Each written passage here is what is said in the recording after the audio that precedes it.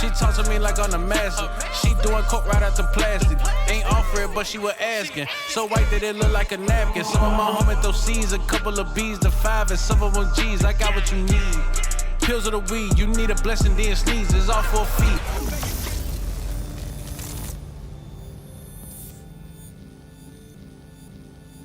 I pay attention to everything, man. First of all, we got 3 that's already out that your name been dropped I watched them. And 3 that ain't out that your name been dropped in. Like literally for the past, I'm gonna say year and a half. Nigga, everybody we sit down with it, and there's not been nobody that ain't said it. Everybody we sit at this table say you played a pivotal part in their career transitioning to. And when I tell you, and it's just random conversation. We talking about some whole totally different shit. Whether it's nightlife, whether it's music, whether it's partying, it could be whatever the fuck. And yeah, and Amaris. And I stopped the whole interview and looked there at the camera. All right, there go another one. So when I started trying to chase you for the interview, and then, you know, it's been 2 years since October. Since you said something. Yeah, you know what I'm saying? I guess God know what He's doing. You know what I'm saying? Because again, in them 2 years, everybody else that I've talked to has kept your name and your influence going. Which people been saying shit to me about it though. I just from my standpoint, even when I did Zach shit, it took a long time for and Zach he said it on there. It took a long time, and I be with Zach every day. You know what I'm saying? It's just something. You know what? And we could talk about it if you want to on here too. It's a point. Are we talking now? I was already on. Are we talking? It's a point. I got to a point in my career where, trying to be humble and shit, and it just kind of like came to territory. Like everybody was so thirsty to get their names on certain things, so I just like, man, fuck it, I don't need to do it because I know the questions at that time. You know, everybody want to know the op shit and like and how I have gauged through a lot of shit, being able to be a face and not get caught up in that shit. So there's a lot of shit I just like, man, to be respected. I don't want to, the same way how you feel, I don't want to go that route. You know what I'm saying? Like, so that's why I stayed away from it. But my mind's so deep and I got so much intellect on certain things with the industry, it's like, why not talk about it and let people see the different part of versus the op or the gang or like, I can do this, get down on the nigga. Like, it's a different part of this that people don't talk about. You know what I'm saying? So that's the reason why I'm like, let me go fuck with B. You know what I'm saying? Because that's absolutely, that's a real thing though. In a time where that's frowned upon, is she. What, as far as the op situation? I mean, I wouldn't even just say just the op situation by keeping business, no matter who's op, if that makes sense. You know what I'm saying? Makes a lot of sense. With you being who you are and being the music soundtrack for the person you the soundtrack for, and their personal situations, you know what I'm saying, playing out, and you're still able to maneuver and even do business with whoever you want in the city without anybody looking at you any kind of way. That's an art, bro. It took a while to get like that though, because I mean, I ain't gonna lie, I've had situations where, you know, so I've been places, motherfucker would be like, oh man, that fool fucker, like I catch it on the slide. You know, I'm talking about back when it first was getting started. You know, so I catch it on the slide. Like I remember a situation, I was down some shit. It was north. It was like a bopathon, and I came in to DJ, like me and two of the bros. And it was like a group of niggas. There was some ops of the BDs or whatever, and I heard them. You know what I'm saying? I tuned it out, but my brother heard. They like, yeah, Amaris, we was such a woo woo. They young, they don't know. You know what I'm saying? But, and they like, oh man, he with them niggas, let's get on that, woo woo. So the whole day, my brother and them on defense, you know, man, woo, we gotta get guns, we gotta do this. I'm like, no, we ain't gotta handle that way, man. Let me address them the right way and change the narrative. I always feel like you could change a man's actions by your words before it get that far. Like if I come on bullshit and then, of course, fire with fire. So if I change that, you gonna be like, oh man, let me think about it. So when I knew that the guys was on bullshit, when they needed me in a sense still, they needed to get their music heard. They kept hearing my name, like, oh man, go through Amaris, woo. I ended up talking to the main nigga. He like, man, bro, I didn't know you was like this. You know what I'm saying? Then he ended up bringing all his guys, just me, and I sent my brother and them to the college, and y'all go. So what does a conversation like that look like? First of all, you gotta let them understand there's respect out the gate. So for me, And we can go right into this, even with the Ducks, the Lil J's. So everybody know I'm Chief Keef DJ, and I deal with everybody. I fuck with the Herbs, fuck with the Louis, the Dirks, go to Lil Fo out west, the Sicko, Katie, everybody you can think of I've dealt with, right?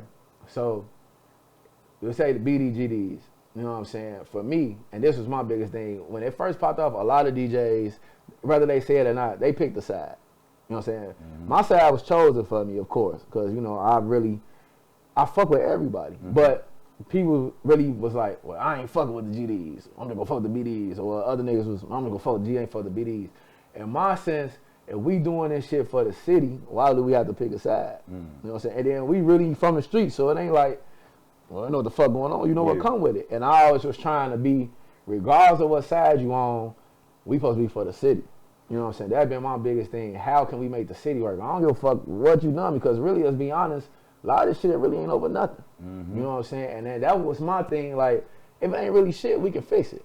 You know what I'm saying? So how I addressed it, even from the Ducks, the Lil J's, all of them, the Billionaire Blacks, I've done, you got to think of this, I've done everybody's op mixtape. Yeah. Like, for real, I've done everybody op. Like, that's what I asked. How do you do that? Like, yeah. Because and then, even with that, I always tell the artists, man, if you got a diss song on there, I ain't going to host that song. Okay.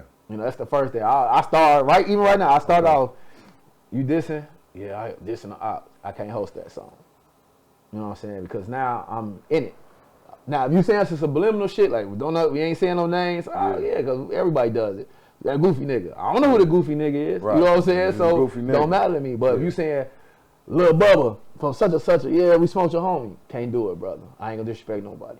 You know what I'm saying? That's how I move. So with the BDGD shit when it first kicked off, I migrated because I showed respect regardless. And they respected that. Like, man, Amaris ain't like shitting on us. Like, a lot of people and people don't say this, a lot of people were shitting on both sides. You know what I'm saying? And that's just the truth. You know what I'm saying? Of course, some people gonna try to ride with the winning side. Absolutely. You know what I'm saying? Absolutely. But I always, no matter what it was, I showed them love because I still stayed in the city. Regardless, I stay at cribs out of town, but I live here. Yeah, this is home. You know what I'm saying? So I ain't gonna make a nigga feel less than something, you know what I'm saying, over nothing else. You know what I'm saying? They always respected, like, man, this nigga still played our music. He still was willing to host our mixtape. He still was having the same conversation with me when he seen me.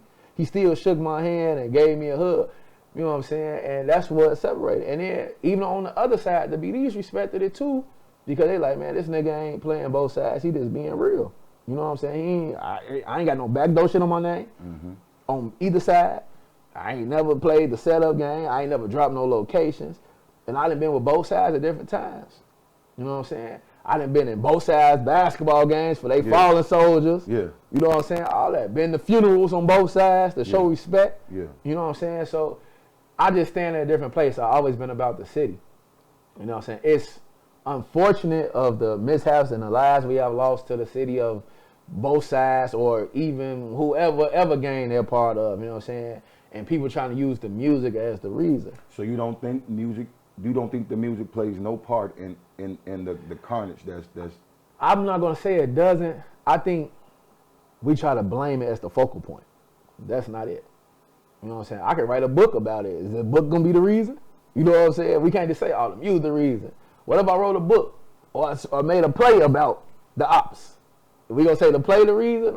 People just try to use whatever's happened at the time and say it. You know, just like them saying, labeling our shit drill music. You know what I'm saying? It's not drill? No, it's not drill music. Who gave us that name? You know, my point exactly. When we were making the music or playing the music, we weren't like, oh, this is drill music. What? So when we sat down and we started talking, and we, you know, because the few artists that I have had on here, I'm only talking to people that were pivotal in the beginning of drill. And I was trying to get across the message that when drill first started, it wasn't even this at all. And then everybody, you know what I'm saying? Of course, rest in peace, Pac. You know what I'm saying? Shout out to Dro. You know what I'm saying? Who started the drill? So this what I'm saying, like, how did it turn into this and this being labeled the drill genre? How did that drill turn into this drill, and if you saying that this ain't even what the genre is called, like, first of all, what is it called, and how did the name I call it is music. It's music. I don't got no name for it. So does music carry spirits? I don't think so. You don't think music carries spirits? Mm-mm. Wow. I don't think so. And I'm gonna elaborate on it. And even in a sense, and this will go fuck your head up. Say I am finna, hypothetically, I'm finna go shoot some niggas. Okay. What if I'm playing Kirk Franklin? What if I'm playing Stump, Smile? This one I'm listening to. I'm finna go shoot this nigga in the face. So you don't think, I'm listening to God music. But you don't think on the way there, nothing is going, you know what I'm saying? So listen, if I'm listening to Kirk Franklin and I actually fall through and kill a nigga, are we gonna say Kirk Franklin is drill music? Nah. So what's the difference? The difference is the agenda. Doesn't matter what the agenda is. It kind of does. So let me give you how I yeah, get to me how you broke it down. You know what I'm saying? I absolutely believe music carries spirits. Mm-hmm. I absolutely believe in programming. I believe in repetition being the father of learning. You know what I'm saying? And I say this all the time too. It's the same way as if your child watched the program Sesame Street for 2 hours. Mm-hmm. And in that 2-hour time period, your child sees the letter A and the number 11 78 times on that motherfucker within 2 hours.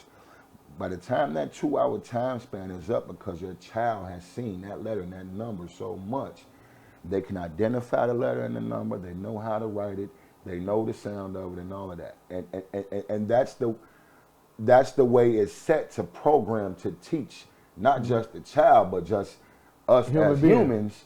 We learn in repetition. So, example, you get a song like Future. Young nigga move that dope. Young nigga move that dope. Say move that dope. It'll move that dope. And so just the repetition of young nigga move that dope. And that's being played 50 million times on one station in a day. You know what I'm saying? And like you kind of don't have a choice but to hear it, whether it's GCI, Power 92, B96. Like it's the agenda. It's and it's called radio programming. For a reason. This is how I equate it all. So the music may be made to resonate with a certain audience, but you also got a certain audience that's either way. You know what I'm saying? And I may be fucked up out here. But I know if I, you know what I'm saying, go move that dope, you know what I'm saying? But that's where my fault is. One more thing. Go ahead. One more thing. I'm with you though. The music industry is also tied into the industrial prison industry. It's the same way as if you build a hotel with 90 rooms in that motherfucker. You're building it the whole time to fill that bitch to capacity. It's the same shit when you build a prison. You know what I'm saying? So, and I really feel like these two industries are working together in tandem. For to set us up. I can understand that. But here go the fold of it. When people are, I hate saying drill music, but the music we make in Chicago, when these young men or women, because women do this music now too, are making these songs and they trying to get their point across, that's what they trying to do. I don't take it as, and that's why I say as far as the thinking that the music has something to do with it. We have to know the difference between what's reality and what's not. Now, just like you said, Sesame Street, our parents put that on for a reason, for us to learn. The music we listen to, we got to put that on. You know what I'm saying? You have a choice what you listen to. Absolutely. And what you do after you listen to it. Just because a motherfucker says shoot him in the face, I mean, I have to go shoot him in the face. Everybody don't have that same but that's the point of it. But now we got to go to something deeper. Is it on the parent? Is it on your upbringing? Now we got to go to something deep. We can't blame the music. We can't be like, oh, the music the reason my son is fucked up. I think all of them play a part. I think the music is a bigger influence, though. Because even if we was raised in a good upbringing, which I know you were, you know what I'm saying? I've met your parents, you know what I'm saying? And I know I was, you know what I'm saying? Like, even if we raised in that upbringing, you know what I'm saying? There's always been something in the culture and the music industry that enticed us. I mean, that wasn't. I can't see. I'm gonna give myself this. this. Even with my upbringing, I had both parents. I still got in the shit because I wanted to do it. It was a different normal for me. I wanted to see what I can do on my own. I wanted to get in the shit. Because I was on some goody two-shoe shit. I wanted to start doing shit. You know what I'm saying? So that's on me. That ain't what they taught me. Any mistake I made. What influenced you to have to be curious about the particular thing? My mind worked so deep. It was just me. I just wanted to do some other shit. I wanted to be independent. Give me an example drugs. Of the first rebellion. Selling drugs. Okay. I didn't have to. I wanted to do because I wanted to be independent. I didn't want to ask my mom and daddy. So what was wrong with going to get a job? I wasn't old enough to get a job yet. How old when you first started selling drugs? 15, 14, 15. For real. You know what I'm saying? I went about old money, started doing a little shit. You know what I'm saying? Homies that was serving? See, I damn near influenced them. You know what I'm saying? Like, for real. Like, so I'm trying to figure out, like, what made you say, like literally, what was the deciding thing that made you say, I'm a serve rather than? Man, I don't know. It had to be something that you saw somebody. You had somebody around you that was jamming, that you knew the money was coming. It wasn't though. Was it the environment? Was it going on around you? I can't say it's the environment, man. It was just I just was inquiring. You know what I'm saying? I didn't know how. I didn't know the penitentiary. I didn't know just to be inquisitive. I didn't know. You gotta think this. In my hood, it's certain. Of course, I'm older than certain motherfuckers, so it's like.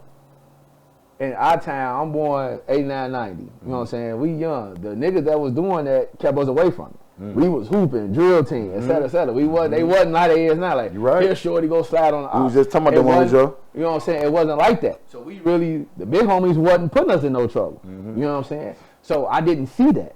Of course you knew who sold drugs. We ain't stole. But I wasn't physically like, oh yeah, let me watch this. That's what shit I learned on my own. You know what I'm saying? Like being honest. I didn't got beat. Of course, I got beat because I didn't know shit at first. You know what I'm saying? So that's why I'm saying I developed that on my own. You know what I'm saying? So that's what my staple when I said the music and controlling the outcome. So when Amaris became the drug dealer, what was the soundtrack? What type of music were you listening to at that point in time? What motivated you to when you was backing up? Juke music, nigga. Juke music. So you backing up or whatever you doing and you juke music. Yes. Juke music. Juke music. Juke music. My brother attested to this. This is good. This is great. I'm dead serious. I believe that's why this is great. I was making the shit. Right. This how I started DJing. Okay. House music, juke music, making juke tracks. So Is house and juke the same? No. So they're probably the same genre, but it's not. So while you tipping, your mind is still. I'm dead serious, man. Oh wow, this is like great. Dead ass serious. No Jeezy, no Gucci. It's funny as hell. Listen, saying this now, but that's what we were doing in the crib, getting busy, listening to some fucking juke music. You know what I'm saying? Like for real. In case you have not figured out what's going on right now, I am sitting down with the man of the hour. I would say he needs no introduction. You've heard his name on damn near every episode that we've shot. We finally got him here. The heavy hitter DJ himself, you know what I'm saying? Sir. Mr. You're Doing Too Much. And probably the most influential name in Chicago music right now and in a lot of careers. We are now sitting down, finally, with Been DJ a long time Amaris. coming. Been a long time coming. Thank y'all for having me, man. That's a hell of a way to get introduced. Man, listen, like I say, I was doing my homework last night, man, and after the Zach TV interview, like, it really wasn't much more I had to, you know what I'm saying, go down and look for, because then seeing that interview, you know what I'm saying, like, seeing how authentic you were, and then hearing the things he was saying to you, he was saying, it took him a long ass time to get that shit down. I'm sitting there like, yup, you right, because yeah. And then when he started asking you the certain questions and things of that nature, and you began just speaking or whatever, man, it was refreshing to watch you speak and able to say, yeah, that's really him. You know what I'm saying? Because when I first met you, like I was saying, when I first met you, I wasn't privy to who you were, you know what I'm saying? I met you as Amaris, you know what I'm saying? Knew you was a DJ, knew you was in the Chi Illuminati. Knew you were a part of that. You know what I'm saying? So that's how I knew you. It wasn't until, you know what I'm saying, the relationship began to grow and the years grow on that I began to see, oh. So you hear the name and like, this is not the nigga I'll be seeing every week, 2-3 times a week. Oh, it is? Oh, it is him. Oh, so then you figure out like, oh, okay. But then, like we just talked about, like it always plagued my mind because when I see you interact with people, when I see people interact with you, it's exactly the way you describe it to be. And that's what caught me so off guard, like, because that is exactly the truth. The way you handle people, the way you address people, the way you diffuse things, I've witnessed that as well. Like, that's a legit, I'm going to call it a skill because not everybody has that. You know what I'm saying? That's what I keep saying, like, and Jojo, I guess this would be the unicorn we were talking about. You know what I'm saying? That although, because I made a statement that said, your environment is more powerful than your discipline. And we was literally just, before y'all got, we was sitting and talking about this, and he was saying, that's true, but there are those anomalies. There are those people that it may be one in 100 that whose discipline has a outcome on their environment instead of the other way around. And it's crazy we was just talking about that because that is absolutely the vibe I get, you know what I'm saying, from you, the spirit that I get, you know what I'm saying? Even I'm big on spirits, you know what I'm saying? And in our profession, it's the first thing we got to pick up on when we have somebody's door. Got to be able to read that energy, you know what I'm saying to you? So when you do that for so long, you do it just, it's normal. It's a part of life now, you know what I'm saying? So anytime I've ever encountered you, anytime I've watched you interact with people, man, it's always been the same thing. It's always been genuine, man. And it's refreshing to see somebody in your generation that's engulfed in the genre be able to move. I want to use the word elegantly because that's the best way that I can describe, be able to move the way you move, man, so smoothly and still be highly respected, man. This is the reason why I had to introduce you the way I did, man, because I definitely appreciate it. Every bit of what you said you are, my boy, you really got, man. To have you sitting down with us, talking to us, and also something that I did not see was a lot of interviews from you. You know what I'm saying? Nah. So I want to do that homework. I definitely have, this probably realistically, like sitting down, so this is probably my second one. Zach was the first one. He was on me about it, and you know what I'm saying? I'm going to say it's the third.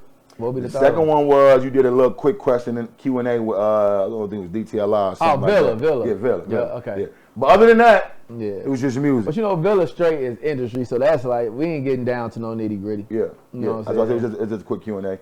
So me and Zach are probably the only two right now in history definitely that is sat down, and rest in peace to Zach. You know what I'm saying? R.I.P. my brother Zach TV, man, definitely. A lot of what we do right now, you know what I'm saying, Zach set the foundation for, man. So you got to always give homage and respect, definitely, you know what I'm saying, where it's due.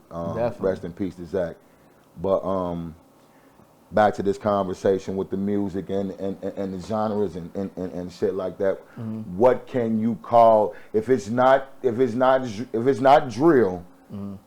Because I'll tell you what I call opioid music. What I call it, Joe? I call it opioid music. The drugs and the music go hand in hand with the, you know what I'm saying, like in the South, and you know this, the South, the leans and all that shit, that's really their culture. Yeah. And it's been their culture from the start. It began to be the culture up here when the music vultured the culture. And then our youth now begin to rock the dreads, now begin to sip the promethazine. You know what I'm saying? Like, this is what I mean by the music being you got to figure, certain generations, and I'll use this generation. At the time when this shit hit, their minds, their emotions, none of that shit was really fully developed yet. You know what I'm saying to you? No, it wasn't. They were emotional. Absolutely. And glad you said, because I believe that's the reason why a lot of Depths happen. You know what I'm saying? Like but you know what I'm saying? The music influenced all of that. You know what I'm saying? The music influenced the way they start, where they head on. Music influenced the drink, and so now you got a generation of people, kids, children, that got heroin addictions based off of the influence. The history, basically. No, I can understand that. But this, even with the music, right? When I think about the Lil Babies, the Future, then we go back to even Tupac, Biggie. And this another thing why I say I hate the word drill. When Biggie and Pac dissed each other, they ain't call it drill music, they call it hip hop. Nas and Jay-Z dissed each other. They called it rap beef. They called it rap beef. Beef. So why? Yeah. I mean, even still, they say it was hip hop. It's not a category on Apple Music that say rap beef section. But it wasn't a whole slew of. It wasn't. How do I say this? Regardless, you definitely can't even get heard unless you dissing a motherfucker or talking about going to slide on a motherfucker. You can. That's the once again. That's the normally people outside of the city I put on it. We play shit that ain't dissing. I don't want to play shit dissing nobody, because what if I'm playing the shit and then you, the nigga that they dissing? Exactly. Now I got smoke with you instantly. Yeah. You know what I'm saying? I've been in clubs, like, if people don't know, I started that shit where we bleep the Tukas out. Yeah. We bleep all that dissing shit out from any. I play a million niggas shit in the club right now that diss. I've learned the words. I made versions of that diss that shit out. Or if I didn't do it, I'm gonna do it live. You gonna hear none of that smoking Tuka, dissing such and such. I play Trello music. He did somebody in there. I bleep that shit out. I love the song. You dissing the nigga, but take it out. You know what I'm saying? Like it goes down the line, and there's no knock on the artist. You know what I'm saying? Keith is my fucking brother, but respectfully, I'm not gonna diss the dead person. You know what I'm saying? And I wouldn't want nobody diss me if I was dead. And I still fuck with the city. So how does this look? What about not playing the song at all? If these artists know that they, I mean, we done. I mean, this is past tense, because Keith don't even really, he don't do that no more. Okay. This is past tense with the Tuka shit. So Keith don't diss in his music no more. He got old songs that come out that people think they knew. Yeah. They not though. Pre-recorded. Yeah, years ago. He dropping old shit. Okay. You know what I'm saying? His mindset, and that's another thing. Well, hopefully we get to talk about too. His mindset is totally. People don't know how intelligent he is. You know what I'm saying? And you know what I'm saying. I can give you a conversation I had with him, just me and him, and it blew me. You know what I'm saying? It blew my mind, because I was in his house. He was playing a game. While he's playing the game, he got a lot of TV games and shit, computers. This nigga is a technology wizard. So he's playing the game and shit. I'm sitting there on my phone. He had 2 different movies playing. He was watching YouTube too at the same time. And I'm like, man, in my head, like, ain't no way this nigga is paying attention to all of this. Yeah. So I just cracked the joke like, hey man, what this movie about? He paused the game. On YouTube, he was watching what the richest people in the world do with their money. You know what I'm saying? What they buy and all type of shit. Gold toilets. It was all type of investments and shit. So I'm like, he watching what the richest people in the world invest their money in, and the stupid shit they buy too. Mm-hmm. So it was all of that. He's playing either he's playing 2K or Call of Duty, one of them motherfuckers, and then he watching 2 different movies. I'm like, nigga, what this movie about? And it was a crazy movie. It was some like funny, scary shit where niggas got masks on, chainsaws, then they crack a joke after they kill a motherfucker. Like, it was some crazy shit. He broke the whole movie down to me. He explained to me what was happening on YouTube. He explained the other movie, then he finished the fucking game. And I'm like, man, ain't no way this nigga mad is like, you know what I'm saying? I'm like, nigga, I couldn't, you know what I'm saying? Yeah. Like, multitasking on steroids. But even one of the best conversations I ever had with Keith in my life, don't nobody ever know this. When he see this, he gonna laugh and be like, oh, this dude crazy. I was sitting in his crib and shit. I waited till everybody was gone. And then, it's when a few years ago when everybody, before all the super peace shit started happening now, I asked him, I was like, man, what can we do to really get a peace treaty? And it was the realest shit he ever said to me. You know what I'm saying? He said, Amaris, I'm still developing in my mind. Like, I know we need to have a peace treaty. He said, I'm just not there yet. And them niggas have killed my homies. We didn't deal whatever. Woo. You know what I'm saying? But I know it needs to happen, and I'm willing to make it happen in the future. And then, quote, he said, and I laughed about it, that shit was funny. He say, man, I see Duck doing what he gotta do. Duck had just dropped slide. He got the little slide, nigga slide, then he did the little dance. He like, man, he stay his way, I'm gonna stay my way, man. You know what I'm saying? That just was that. But for me, that was the most purified shit I had heard because I'm like, one of the most iconic drill rapper to date. Yeah, absolutely. The GOAT of drill music. Yeah. You know what I'm saying? To date, I gotta say these air quotes, I hate the fucking term drill, but knows it was a change that needed to happen. And people don't know that man mental is somewhere else, man. You know what I'm saying? But for me, that was what his mental being 10 years ago. What this his mental, had he not picked up and left, do you think his mental space would be there if he was to remain in the environment here? I think he would have got there, but I do think he would have been in more shit. He needed to move. You know what I'm saying? I mean, let's be honest, man. Up until now, you know what I'm saying, with everything else that's going on in the industry, I mean, he was the one that was blamed for a lot of shit. Yeah. You know what I'm saying? That target was on him. You know what I'm saying? And we done lost so many people, like, on both sides. Cause I say people because they all family to me, both sides. You know what I'm saying? That he needed to move. And if you look now, when all this shit happens, what do people say? Man, Keith was the smartest one. Smartest one, got about it. We ain't seen him in nothing. Yeah. You know what I'm saying? And I wish everybody would have done that. You know what I'm saying? To get that chance. It's like I always tell people, it's another life out here that everybody don't get to enjoy. And it ain't just about what you can buy and what you can afford. It's peace. You know what I'm saying? We really don't have peace in the city because anything can happen anytime. We walk out the studio, anything can happen. So what do you think would be a key piece in creating peace? Do you think it can be peace?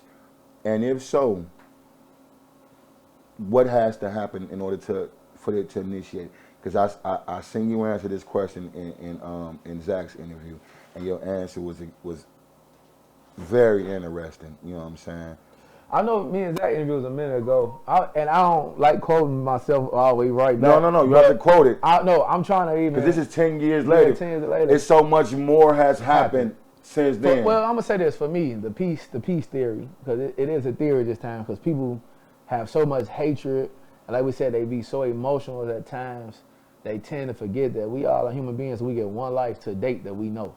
Yeah, we believe in God. You know what I'm saying? I hope most people do. I know I do. He's done a lot for me. Absolutely. You know what I'm saying? And he's brought me through some things. You know what I'm saying? Some real serious shit. And I'm always grateful and thankful. So the peace theory for me is it starts with yourself. You know what I'm saying? We got to really practice and preach that shit. Like, we got to not turn the other cheek, but be willing to say, hey, man, ain't none of us winning. You know what I'm saying? That's where it comes in with me. And I say, I've been to a lot of these funerals. You know what I'm saying? I've been to, seen a lot of this shit that has happened and transpired. I tried to bring some peace and still speaking peace now. But it starts with your homies, really. You know what I'm saying? And I've already said this too, man. It starts with being able to say, hey, bro, you wrong. Fuck that shit.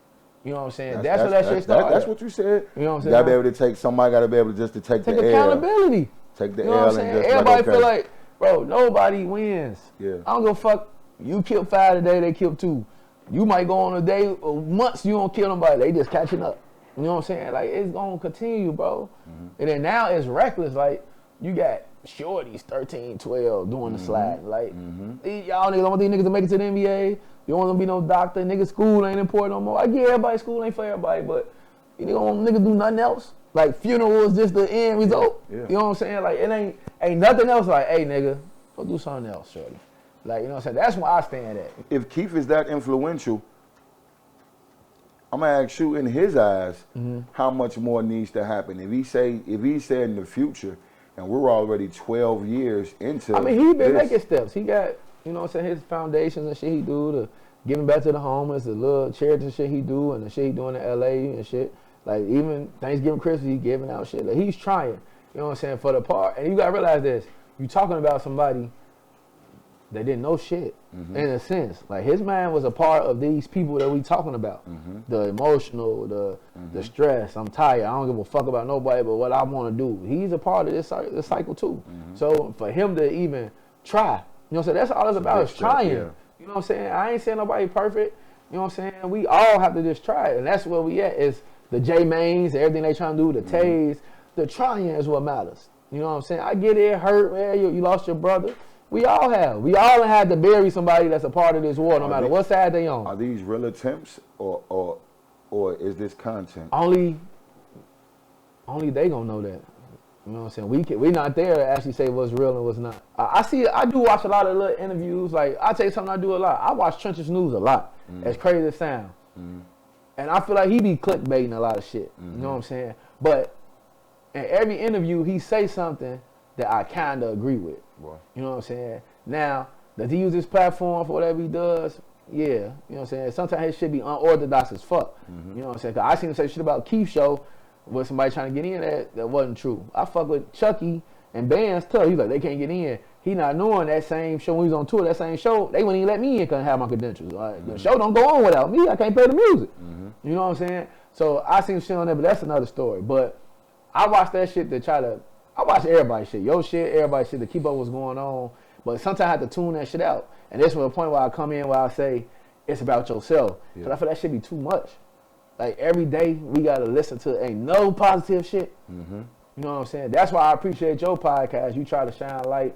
Like you said, you ain't going the route of the dissing. And, well, who shot who? Why you doing this? Like, some shit like somebody that. Somebody gotta change it. Like, even all these interviews, why the fuck is all the questions about your fucking ops? You know what I'm saying? Why the fuck do every question gotta be about more shit that's finna lead to more violence when we get done with it? I placed it. I did a clip maybe 2 years ago.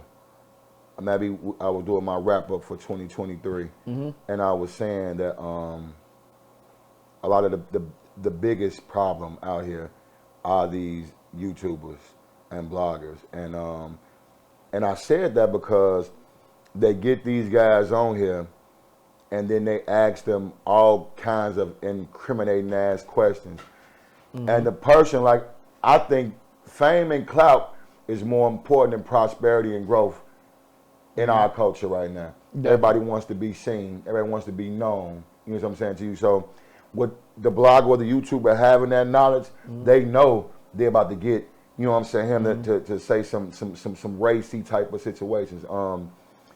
I watch a lot of truth telling. Nothing against him, but I think he's one of those bloggers that almost like a new academic. Like both of them, him and Trenches News. But I respect what they doing because I want to see black men or any man at a or woman at a point, you know what I'm saying, get what they want out of life. You know what I'm saying? Yeah, but that comes. You're right. We gotta taint it, son. Like, it can't be just super negative. You know what I'm saying? And that's where I get lost at, because it's like, man, y'all got 100 stories up there.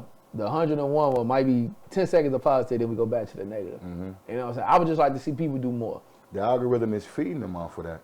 Like it really is the algorithm. It really is a thing, because, like, of course you got to put some clickbait up there in order for them to go watch the interview.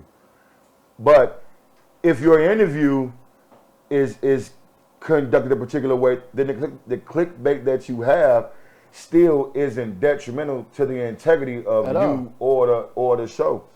So I feel like when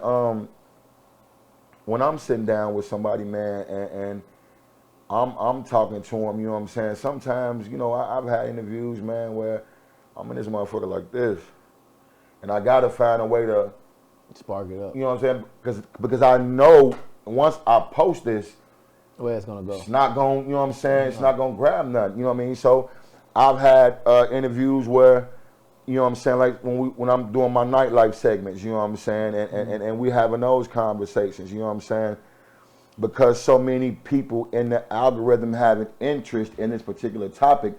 When I'm talking nightlife, it shoots up. But when I have a regular conversation, like there's you know what I'm saying, just a regular guest or whatever, the algorithm stays kind of pushes it down, you know what I'm saying? So you got those type of people that, you know what I'm saying, just strictly follow the algorithm. And the more you feed your algorithm that type of shit, that's what comes with it. And then now they're paying you to feed your algorithm that. So you in a sense lose all morality in what the fuck you doing, which has made this journey that I've been on somewhat hard. But at the same time, bro, like I said, I'm 45. I come from a different cloth. I believe I got the last of the cloth that's diminished, man, and I refuse. You want me to tell you something that's funny? Like, even with me, why if people always ask me why I'm always been so humble and never really pop my shit. Like, I talk shit when I'm doing like shit, pop interviews, shit like this. I always been like, if you know, you know. If you don't, I ain't chasing nothing, right? So I give you something when I talk about. Water? Yeah, let me get one of those too. Thank you. When I talk about gratitude, when I talk about emotions, right? As many artists, and this was funny to me, here go an emotional thing that would trigger me, but I have never spoke on it, and I'm gonna do it right here. You know what I mean? Artists I've helped put on that have asked me for deals on shit I was doing, whatever. Been in a corner. They've gone on Vlad, motherfucker. What's the other guy in LA? Dialogue? Nah, the guy that do all the interviews, man. Adam 22? Adam 22. I've heard him talk about everything in the world. Ain't never shouted me out, right? Or even said, they always ask, well, who helped you? Who started? I have never bashed nobody, went behind like, man, this is right, I should have been mentioned, ooh. You know what I'm saying? Because I always felt like, in humbleness, if you was around, you know what I've done. And I'm still doing this shit. You know what I'm saying? Absolutely. I'm still helping the young niggas that's coming up, the young women. If anybody reach out, I still try to get a game. And a lot of people would say, Amaris and get his just due for a certain recognition, because a lot of people try to take credit for shit they ain't done. But being humble has taught me some things. It's a lot of things I feel like I should have got recognition for in the city, but I didn't, right? So what I'm saying is with the emotional part, you have to know how to handle certain situations. I didn't lash out on certain artists or downgrade the industry or say I ain't never helping another independent artist because of these things. What it taught me is how to move and to just know, nigga, get your money up front. Or if you're doing all the love, know what come with it. You know what I'm saying? And sometimes, once again, everybody mind does not think I mind think, because I have been through these trials and tribulations. I understand business. I'm an entrepreneur of anything. Money makes the world go around. You got to keep showing up. You know what I'm saying? You gotta keep showing and up day after day. I'm the boss. Like if shit go wrong, I can't. Hey, come fix this for me. I gotta fix it. Yeah. So, I'm only saying this to say to all the artists, everybody, the industry, the promoters, the DJs, security, we have to still keep this sense of humbleness. You know what I'm saying? And no matter what we want credit for, what has been done, and we have to spread that shit on. You know what I'm saying? I know I'm hoping you get into the nightlife shit, too. I got a lot to talk about. We're here now. You know what I'm saying? We're here now. Yeah. I'm just saying that we lose that shit, man. And you know what I'm saying? When our names get bigger, you know what I'm saying? We lose that shit. And I hate that. Do you think that's a Chicago thing? I think, you know what I'm saying? This is funny. I think that a lot of people in Chicago, everybody in fucking Chicago think they're a celebrity. That's the truth. That's what I'm saying. We go to United Center, the Future there, and all of us got backstage passes. A motherfucker you don't know gonna act like, nigga, this day concert. Yeah.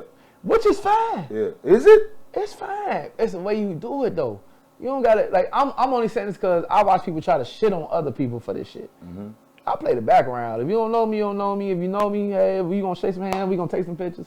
I don't say, like, even funny, when I go to live concerts, you rarely see me taking pictures with the artists because I want a relationship with them. I'm not one of them niggas that Want they like?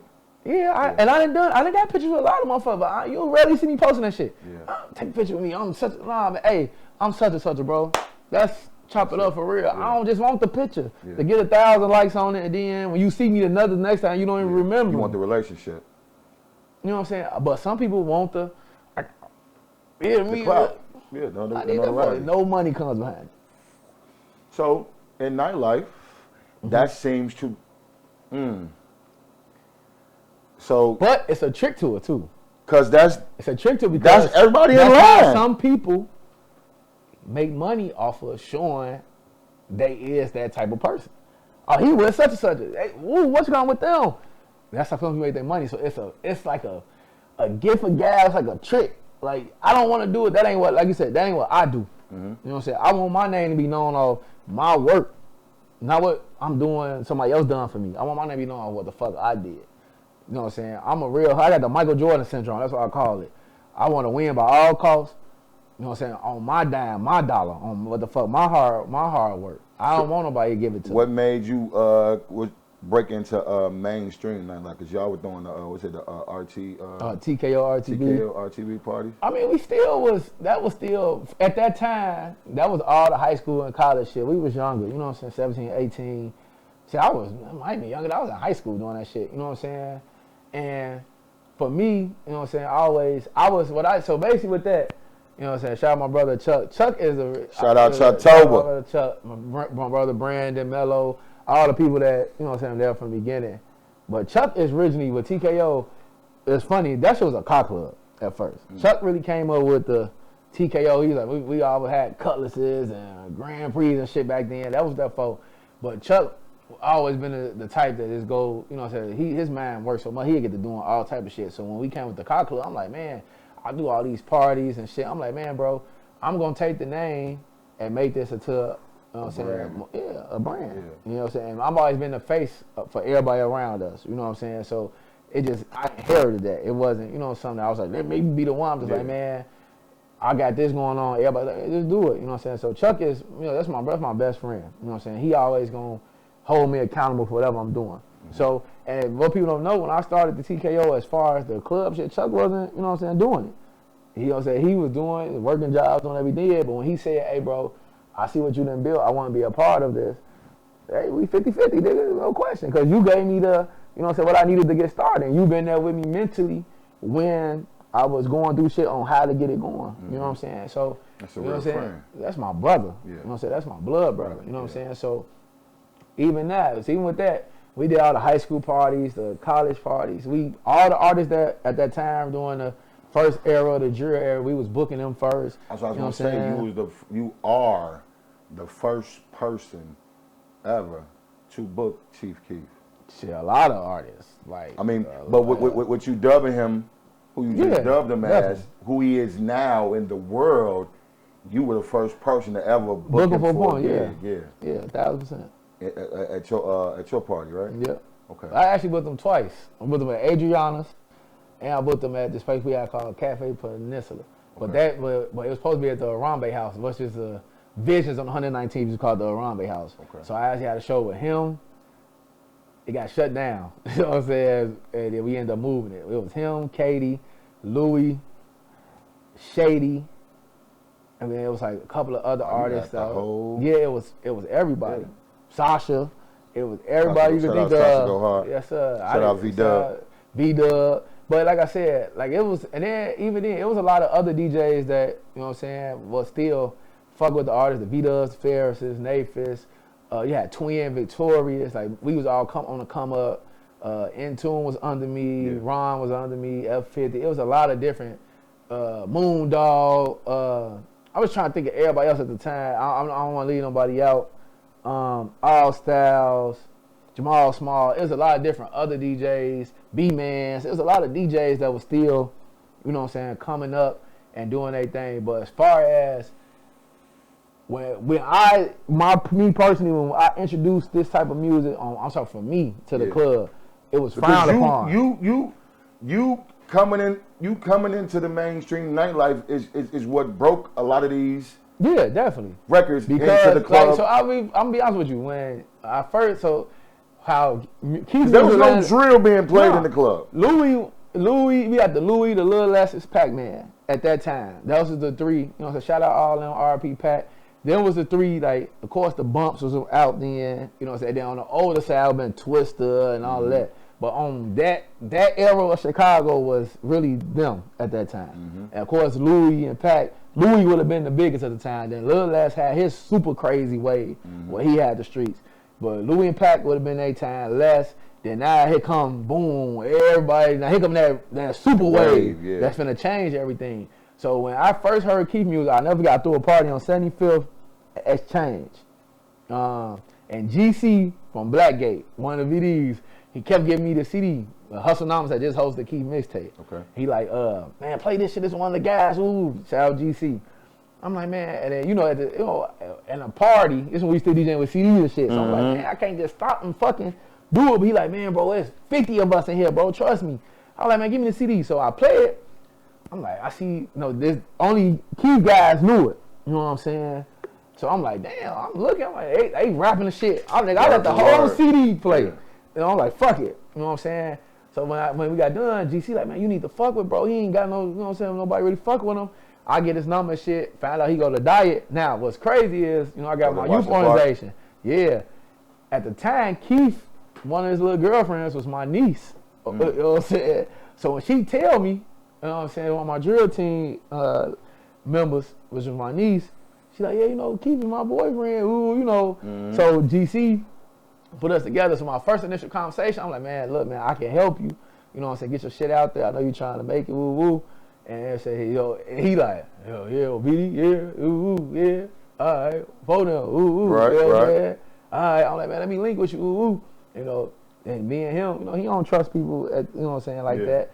So we end up getting tight, you know what I'm saying? I either talking to him more, his ass want to go to school, I'm talking to him, get on his ass, go to school, ooh, we just talking, have random conversations, shit, and then I'm picking his brain. So that's was the initial introduction, so I heard the shit, I'm like, bro, this shit is different.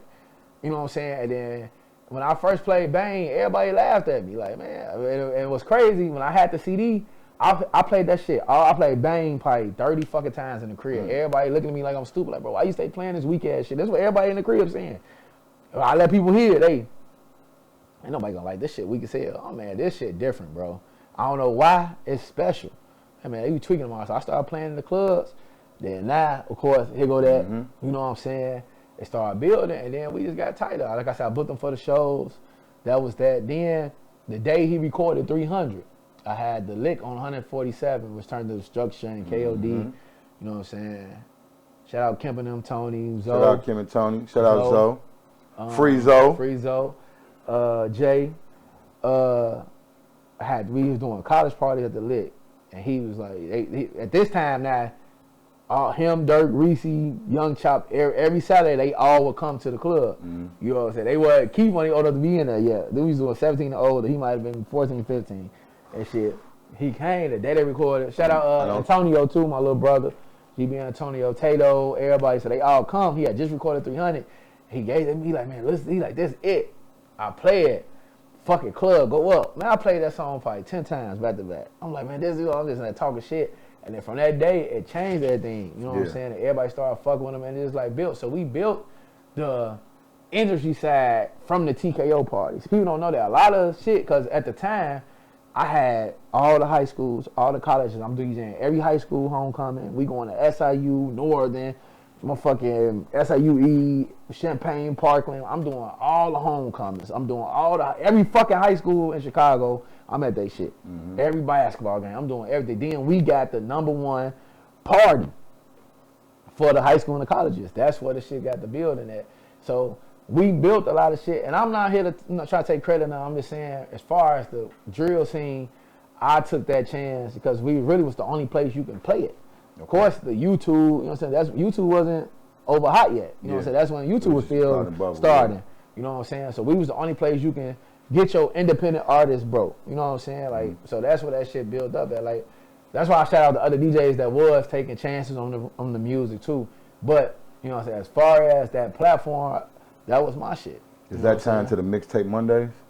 That was before Mixtape Monday. Before Mixtape Monday? Yeah, that was before. Shout out DJ Sean too. Shout out DJ Sean. I ain't say him. He came up under me too. I helped him get on the mixtapes and you know what I'm saying, all the extra shit that started. Sean has built an amazing career after that. You know what I'm saying? Like and that's one thing about me. I've never tried to take credit for nobody who's done. You rarely hear me say, I did this, did that. Nah, that ain't my thing. I'm just speaking on from when the drill music popped to the world.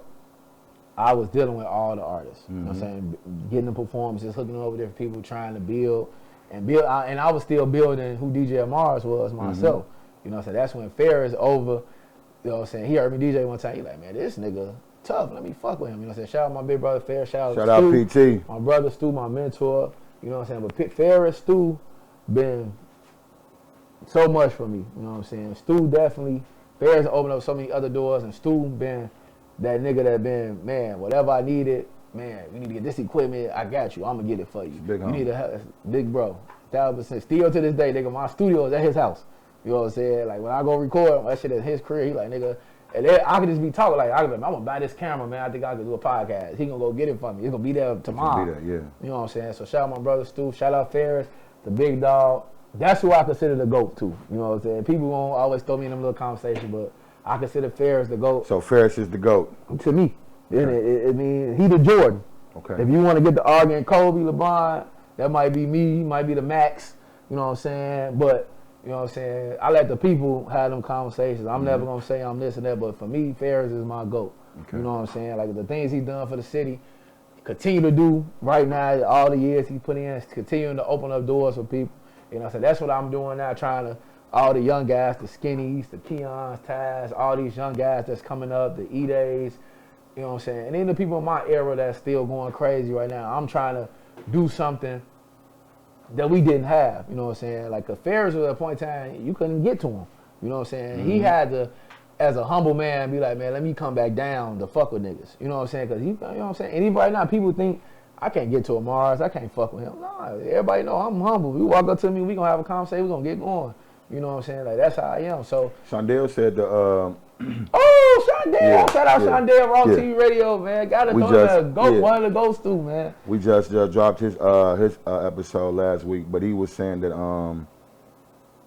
like you were just saying, like back in the day, like you couldn't get to you didn't have access to a mainstream DJ You didn't. like you do now. You know what I'm saying? But you know what? That also has helped the value of the DJ go down.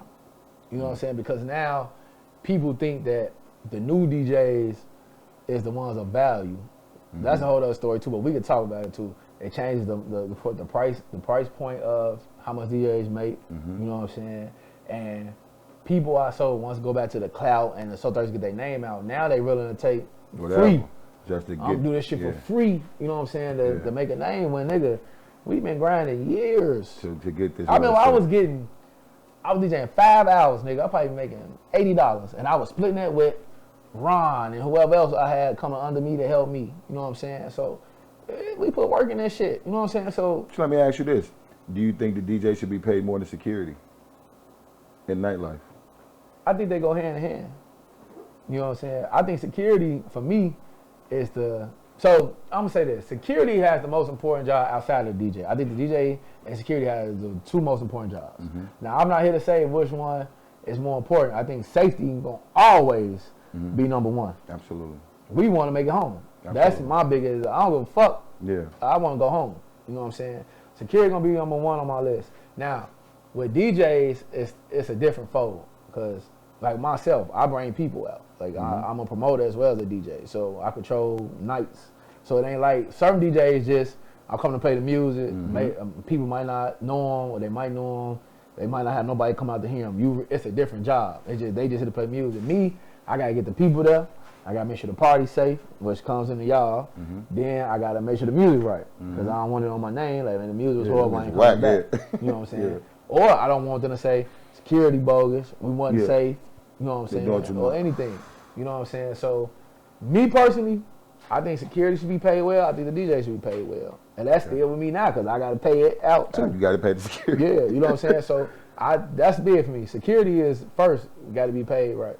But also security has to, you know what I'm saying, understand we work together. You know what I'm saying? And understand that. It's a lot of bullshit security out here. Niggas, they just come off the street, think they can talk to people crazy and do shit. And they don't hold themselves accountable. And there's some lazy ass security guards that let shit happen on their watch. You know what I'm saying? So those are not in this conversation. I'm talking about the real people like y'all team and other teams that, you know, that we know of. You know what I'm saying? I don't know if I need to know all their names and name drop them, but we know who are the ones that are substantial and hold weight and hold names. You know what I'm saying? And I appreciate that. You know what I'm saying? Now, I will say this. Something I always, this is me. This ain't got nothing to do with nobody else. Hey, this is something I've been going, because I just went through it with a well-known security that I deal with. Now, me personally, because I even had this concept with you before too, but we talked about it. You ain't bald here. Like, me personally, I don't like to be searched at clubs. And this is not because I'm bringing a gun, I'm bringing a liquor in, none of that shit. I'm not doing none of that. You know what I'm saying? Because I'm treating the venue like it's mine. So I wouldn't disrespect the venue. I feel like I built a name long enough that you should know my character and know what I'm going to do. You know what I'm saying? That's just me. Because if I seen you, like, say you just came out to kick it at my party. You was like, man, I'm coming out tonight. And it's a security guard didn't know you. I'm going to tell him don't search him because I know he's not going to put us in jeopardy. And he on the line of defense with me. Absolutely. But us, if something go up, he on our side. Absolutely. You know what I'm saying? Whether you got your gun on you or not, because I know you licensed to do what you got to do. Yeah. So that don't matter to me. So that's how I look at it with other security guards, because I had a situation recently, back in the summer, with somebody that's well known, and I got in a full-blown argument because there's a new nigga that didn't know me, and all the other security guards was like, man, you don't got to search him. We know he ain't doing nothing. And the nigga was standing on because his boss told him, and then the boss kind of switched up on me like. It's the atrium? No, this was outside at a pool party. Okay. You know what I'm saying? The boss switched up on me like, man, you got to get searched. I'm like, nigga, when y'all start searching me? And we had some words about it. I respected it, you know what I'm saying?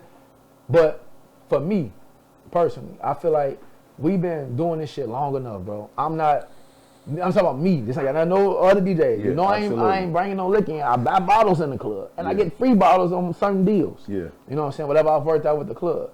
I'm not bringing no gun. You my line of defense. I don't have no ops. Ain't nobody looking for me. You know what I'm saying? So what the fuck am I doing? What am I doing that you need to search me? Just out of respect. Because if you came to my event, I'm not going to let the security search you because I know who you are and I know what you mean to this industry. That's just something I wanted to say. You know who it is that I'm talking to. And this ain't no, not you my brother still. It's all love. But that's anybody. And I only felt like that because it be niggas that I don't have close relationships with that treat me. I don't know who you're talking to. You don't. Like, I don't want to say their names. It's okay. Like, it's what that mean? the heat check. Oh, well, I gotta say it. We say things on here. You watch the clips. We good. Like shit. So like, I'm gonna say this, and like I said, it's all love. My brother Briggs. This happened with Briggs. Okay. And like I said, it was nothing.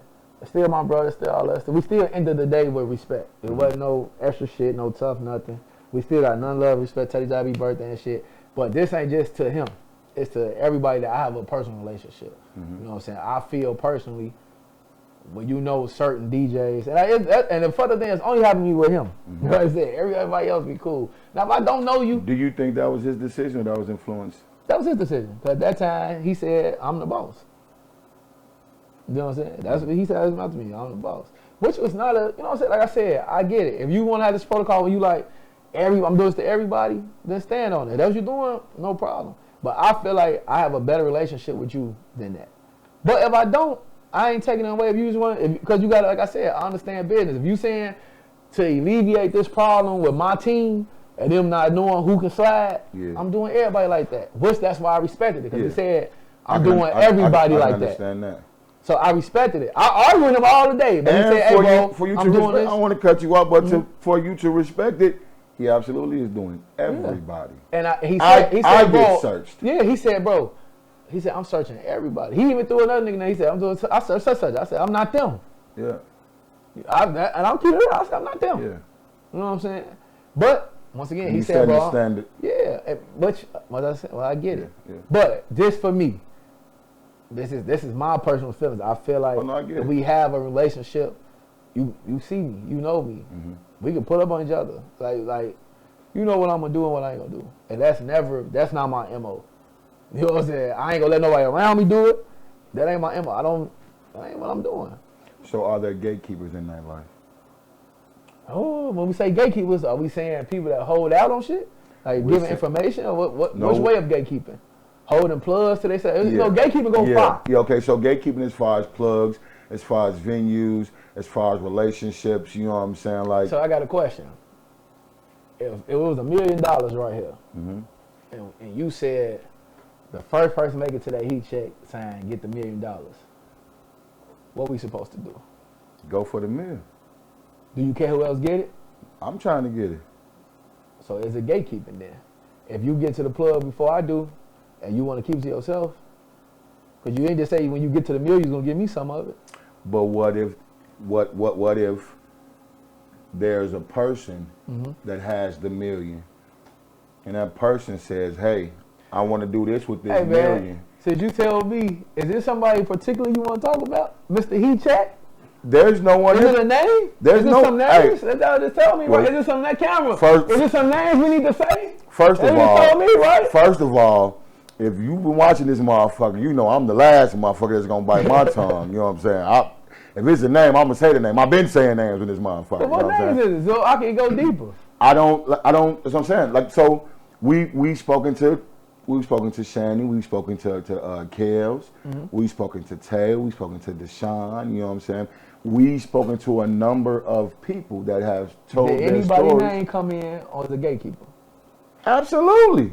Well, for one, Chantel gave the story of how the Hubbard Inn situation started, and then how she brought Tay and Deshaun in, and then she got X'd out. You know what I'm saying? So we talk 100 on here like the shot, like this. That's why I call it the Shot Illuminati. It's only a small group of y'all. That no matter where you go in the city, if it's some place to be, it's thrown by one of you all, and it's guarded by one of us. You know what I'm saying to you? It's a small group. So when we talk these parties like shit, like you kind of know what you know.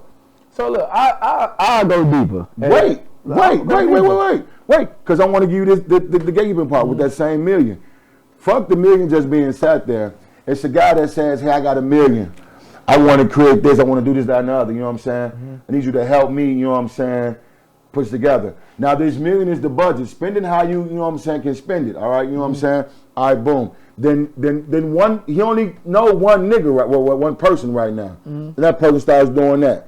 Now, you do the same thing that your homie do. And your homie got the $1 million plug. But your homie tell the plug, he did all the work. No, don't fuck with him. I said don't fuck with me. For whatever the homie's reason is, he tell the $1 million plug, no, you don't want to fuck with him. Okay, so now, we gotta put the big boy pants on. So that goes with the venue. It's being said that certain, don't let some people indoors. You know what I'm saying? Okay. Which creates the black list or the black ball argument. So, okay, now we're gonna do this. Let's be on business side now. In business, to some people's eyes, certain people fuck certain situations up. I'm the type of spread the money out. If I need your security team, I need to hire some other DJs instead of myself, I need to get some other promoters on it with me, let's do that. You know, whatever is gonna make the shit work. You know what I'm saying? It's some people that I don't want to say, what's the word? I don't want to say overwatch, but micromanage. There's some people that only want their people in play because they can control every narrative of the situation. That makes sense? Yeah, gatekeeping. So that's gatekeeping, right? Yeah. Okay. Now, is it gatekeeping when it's business when the objective is for you to win? That's not your objective to put nobody else on. That's what's fucked up about it, because it depends on your standards as a person. And my standards is we supposed to be helping everybody put your niggas on. Gatekeeping is wrong. But my standards is by any means necessary, fuck whoever else don't like it, get yours. Yeah. Then I got like, hey, maybe it's right. So Chantel said sometimes in business your homies got to go in the blender. You agree? No. Never. The dollar ain't that serious. Stand with your niggas. You can't have a conversation with your nigga. Hey, bro, this venue don't want you. I'm going to get you in there regardless. It's on my name now. Value a relationship. So what happens when your homie has a reputation of? Man, all of us got some type of, okay, I'll go deeper.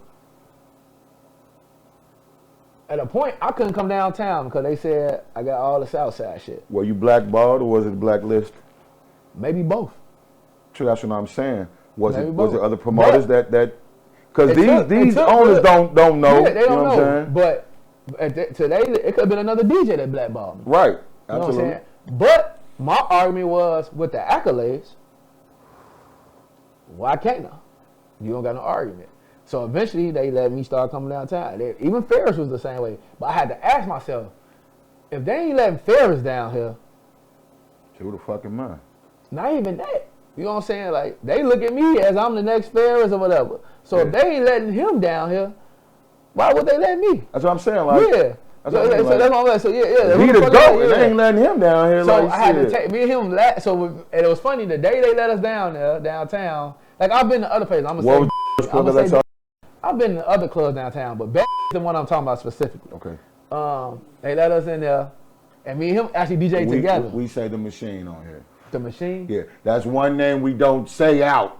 Why not? It's called The Machine. Okay. Gotcha. Then The Machine now, The right? Machine, So Machine, gotcha. The Machine. me and Ferris actually DJ'd a Foxy party together the first time. For Foxy Kale's. what? We did Kale's party and Foxy party. Okay. You know what I'm saying? And even though I crack a joke with Deshaun all the time because he was somebody if we said gatekeeping, this is me personally, I always crack jokes with him like, nigga, you and Tay really the ones that got downtown now. Mm-hmm. I always crack jokes on y'all, and he always explained to me, you know what I'm saying, what's going on or why things I heard that is. So, me personally, for me, I get a kick. Let me be honest with you, and then the Machine, they don't really pay well. I charge a little more than motherfuckers. So, for what I've heard, there's only one motherfucker that really get paid well there. And that's? Matt. Okay. You know what I'm saying? So, I ain't tripping. You know what I'm saying? Because, Yeah. I go out here and get what I want. I get it, yeah. You know what I'm saying? But I do feel that that's a gate-kept situation. Okay. But for a reason. Whatever that reason is, they choose not to let a motherfucker in. Is it right or wrong? We can argue it all day. I meet my beliefs and my standards. I don't believe in gatekeeping. Help the young niggas, help your homies. Now, they fuck up that. If they fuck up and put you in a bad position, cut them off if you have to. But what if you don't want what if the gamble is a little too risque? You know what I'm saying? Help the young niggas, help your homies, but that gamble is a little bit more. That changes everything now. Well, because I feel like essentially that's why the gate is being kept. Because greed can keep a gate. It can. It can. But also accountability though, like there are those situations where the gamble is a lot of Mars like shit. If the gamble is if it's not worth the risk and reward, then you don't take the gamble. I like me personally. So where does the greed come in? Does the greed come in with the split? Does the greed come in? Because at the end of the night, I always hear arguments. Like the night can go whatever it do. When them doors lock, there's always an argument amongst the promoters and the venue and about whose percentage is what. So does the greed kick in there, or does the greed kick in once the person once the gatekeeper has established themselves at that venue for a particular time and know the numbers that's coming in? That would be it. Okay. It had to be before. Okay. It's hard to gatekeep the situation where we all eat on an even playing field. Okay. It would have to be a deal that you worked out before I got there, and then you telling me something else. Okay. That's really what to me, that's gatekeeping a situation. Okay. You got a bar deal, you don't tell me about it, or you got a side percentage as a manager, you don't tell me about it. Those type of things is gatekeeping. Or just you control who gets in this venue, you just won't let me in the venue. But it's for a reason. You know what I'm saying? Like you said, it could be the risk reward don't outweigh each other. You know what I'm saying? So I can't, and that's the thing with business. You can't expect somebody to do something you're not gonna do for them. Now, like again, when we go back to this, if we locked in and I would do the same thing you do for me, which me personally, I have done, and you won't open that door for me, that's a problem. You know what I'm saying? That's me personally. But if you feel like I can't use me, I'm not coming with no risk reward. Yeah. You know what I'm saying? Because the only thing I'm gonna do is get mad at some shit if we can't get to a conclusion of some shit I'm asking you for and we supposed to be working together. Yeah. That's why my temperament checks. You know what I'm saying? But if it's an even playing field, there shouldn't even be no arguments. We know the percentage we got before we go in. We should know all the deals. We know what our bills are. We should have no even playing field. Everybody should put in even work. Now, if the work ain't being done, that's when them arguments come in. Right. So if somebody feel like they brought in more people, their percentage that shouldn't change. Let me tell you, people gotta realize this. As a weekly promoter, not the people that do one-offs. One-offs are once a month, every blue moon. Weekly is gonna change if you got partners. 1 week, you might fuck me up. You might get all the sections and birthdays. 1 week, I might beat you. Then 1 week, we might smash together. That's what the point of having partners is. Yeah. It's impossible every week to have. You got 10 birthdays and 10 sections. I got 10 birthdays and 10 sections. People go other places. People money funny. You personally know the spot we promote at on Saturdays is expensive. The machine is expensive. Hubbard Inn is expensive. Everybody don't have money, but you can go out south and it's $200-300 cheaper per bottle. You know what I'm saying? That changes things. That changes the dynamic. And let's be honest, people are fucked up right now. Yeah. You know what I'm saying? Like, everybody don't got $2,000 for a section. They might got $600 though. You know what I'm saying? So those things change. But why is on my mind? Shout out Tay and Deshaun too. You know what I'm saying? I know their names come up as gatekeepers a lot. You know what I'm saying?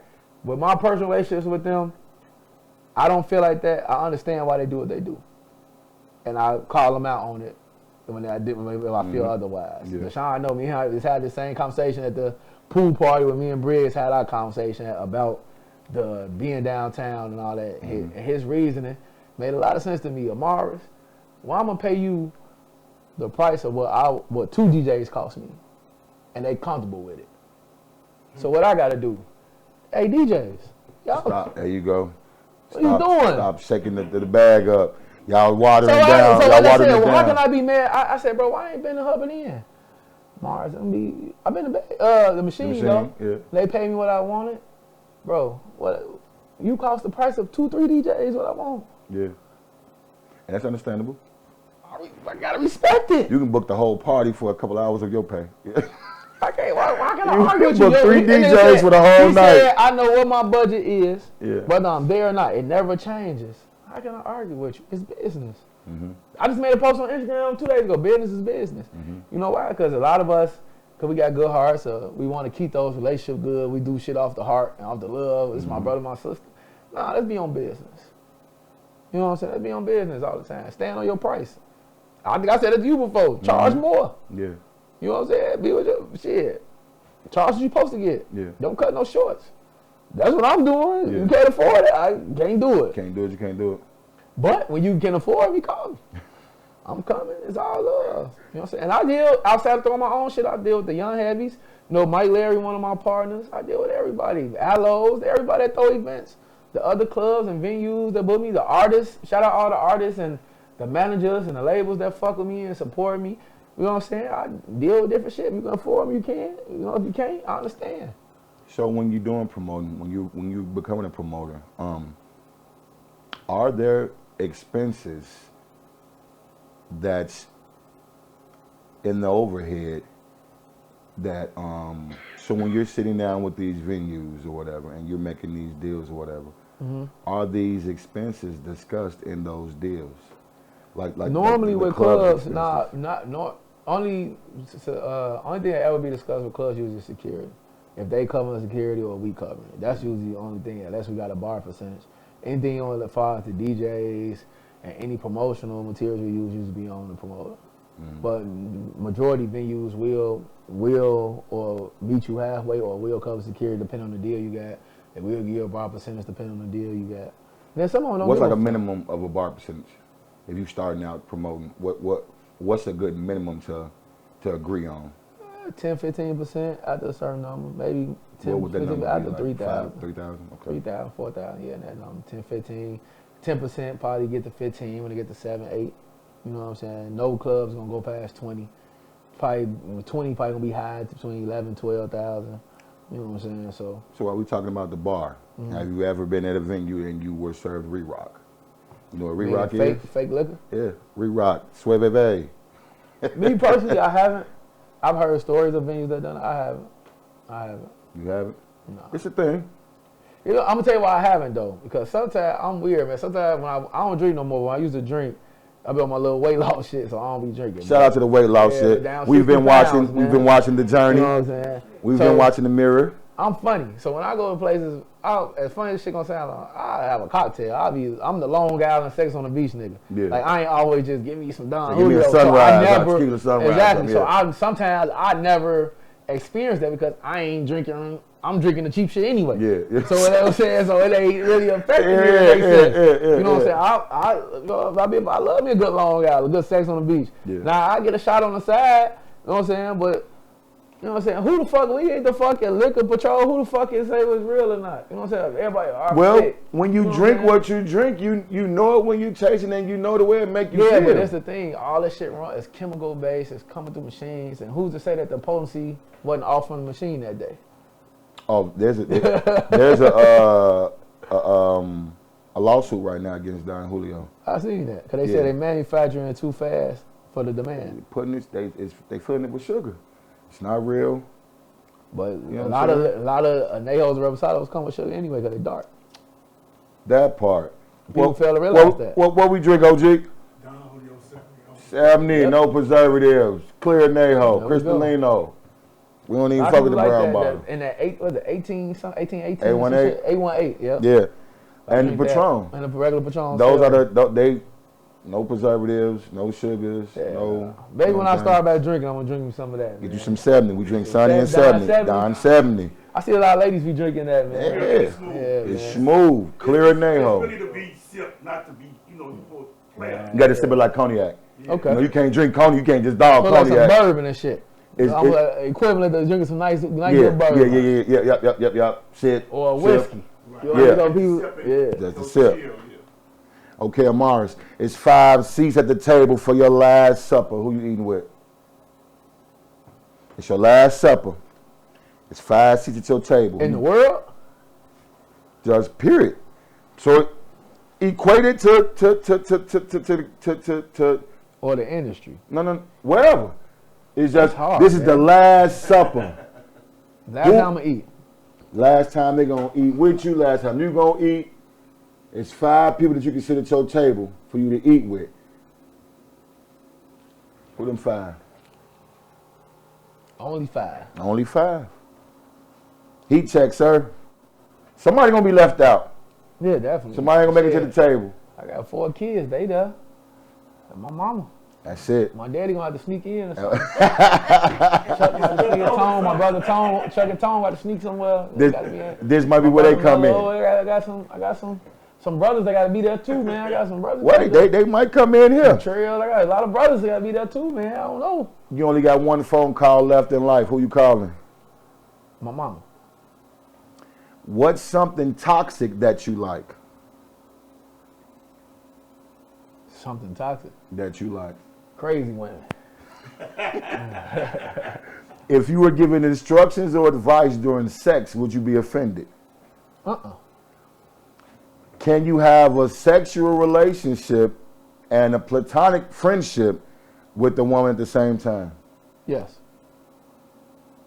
Do you feel like once you reach a certain level of success, you owe your hood? No.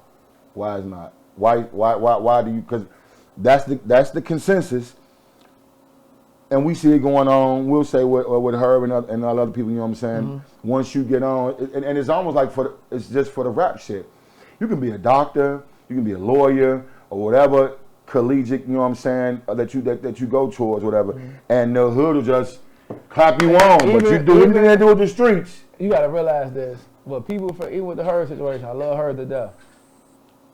When is enough? Like, right. When you make it, and it's anybody that's made it, when do you know when you make it, the first thing you do? We watch King Von, Change, the hood, this. Doug made it, hood, niggas, we got all this money around. What y'all want? So, are we going to know her make it? Yeah. Hood, what y'all need? Who locked up? Who got a funeral? Whatever. You've been doing this 10 plus years now. You know what I'm saying? When do you say, hey man, I'm done, y'all. Like I got I got kids, nigga. I'm buying jewelry and shit. I agree. I'm working for this shit. Yeah, I agree. And then people, you niggas don't hit the ground, you'll people stop do jumping. shit. Man, come on. Let's be honest, y'all. Credit get your cars. Credit get your credit cards. Credit get you homes. Y'all think everybody pay for shit with cash? Credit get you all that shit. Jewelry too. So every time y'all see somebody buying something don't mean they spending cash. Credit go a long way. Yeah. It take you to get older to know that. We always fucking our credit up. I just learned that 2 years ago. I just got credit savvy 2 years ago. Real. So when you see that nigga that's got a new house, he just bought a fucking Lamborghini. The nigga might got 800 credit score. Mm-hmm. Or he might have a business with credit. Yeah. You know what I'm saying? Like you gotta learn. I say you gotta know the business. Yeah. And you still rich. You know what I'm saying? But know the business. So I don't. This is why I say when you get bigger, it doesn't matter to me. You don't have to owe the hood shit. Because when you get bigger, you're naturally gonna look out for niggas anyway. Mm-hmm. That come the territory. When you get bigger, you're around somebody that was from the hood, and they gonna need a problem. Do your they hood gonna feel want like something. You owe them? Who? Your hood feel like you owe them? Probably. I help everybody though. I ain't never changed up. Yeah. If they ask, I help anybody. I help every hood, nigga. It don't matter. Not just I can be the nigga off anywhere I'm helping them. Yeah. You know what I'm saying? Like, and I'm still talking positivity. Still telling niggas put this down, make peace with this. You know what I'm saying? Like, yeah. Look, and then I can say this even myself. I haven't been helping as much as I could or should because I got my own life shit going on. Yeah. And you shouldn't have to feel guilty about that. I don't feel guilty. Yeah. Because you know why? What people realize with me, I have spent the last But it's 2026. Since 2011, that's 15 years of my life moving for the city of Chicago to worry about how other people view me and think of me. Yeah. You know that type of burden that is. For 15 years, I've been moving on how not to make another nigga mad at Amaris. Yeah. You know what I'm saying? That. So that I'm being honest. Yeah, You know what I'm saying? For the last 15 years, that's how I've been looking at what DJ Amaris do. I don't want to offend this nigga. I can't say that. I don't want to do this. He ain't gonna fuck with me no more. If I don't get this, they gonna think I'm a sellout. Come on, man. I got my own kids. I got a family. Mm-hmm. I still got a youth organization. You want to talk about how them fuckers feel? I got a youth organization. I probably spent $1 million over the last. I'm 20 years in now. I started 20 years ago. Kid, me, Chuck, and my brother Tom, my two brothers. You know what I mean? People I didn't help that actually donated to it. Not a lot. It's a handful. I mean, rich niggas I didn't help and put on that didn't donated to it. Y'all pay attention. Y'all see my shit. Y'all see me posting. I gotta pay for uniforms for the parade. Mm-hmm. Y'all see us winning it. You say congratulations when we win. Mm-hmm. We perform to your music. Mm-hmm. How many niggas say, hey man, let me sponsor 20 kids. Uniforms $200-300. But you know, I don't, you know what I'm saying? I can hold a lot of shit to the emotion side. You know what I'm saying? So how can a nigga be mad at me when I gotta spend $20,000-$30,000 out of my pocket every August for the Bud Billiken parade? Do you reach out to them? I have. I stopped. What were those responses like? I got you, I'm gonna do it, right, or and it never come through. No. But I ain't tripping. You got, you know, they got their own shit going on. Yeah. You know what I'm saying? I ain't tripping. But it'll be nice if a motherfucker do. Yeah. You know what I'm saying? But like I said, I understand business now. And that might not be for them. You know what I'm saying? It might not be for them. Mm. You know what I'm saying? That's what comes with the territory. I ain't emotional about it because it's going to get done. I just got to work harder so I can do it. Because I don't want to let my 100 kids be in. I got 100 members faithfully. You know what I'm saying? Shout out to Golden Knights Drill Team. Yes, sir. I don't want them to go with less because some parents pay and some parents can't. But it is what it is. That's what the we kids for. enjoy it. It's for them. Man, we saving kids. Yeah. We saving kids, man. Saving kids, man. And we ain't stopping. Do you think promoters should hold any accountability for the crowds they bring to a venue?